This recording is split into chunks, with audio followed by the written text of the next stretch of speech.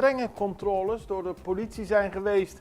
Het was aangekondigd, de politie zou zeer aanwezig zijn in de afgelopen dagen, de laatste dagen van het jaar. En dat bleek ook daadwerkelijk. En de agenten hadden hun handen vol, zo schrijft de Extra, met achtervolgingen, meerdere arrestaties en de inbeslagname van verschillende voertuigen die niet over de juiste documentatie beschikten.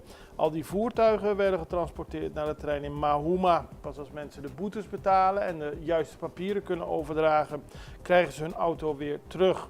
De controles zullen ook worden voortgezet en de waarschuwing blijft dat mensen alleen maar op straat mogen met hun auto als de papieren helemaal in orde zijn.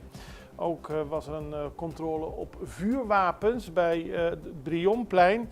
En daar werden 4 jongeren aangehouden. 2 van 18, 1 van 17 en 1 van 20. In totaal hadden ze 3 vuurwapens en een hoeveelheid munitie in hun bezit.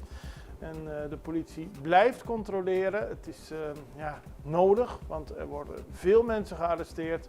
Er worden veel zaken aangetroffen die niet in orde zijn.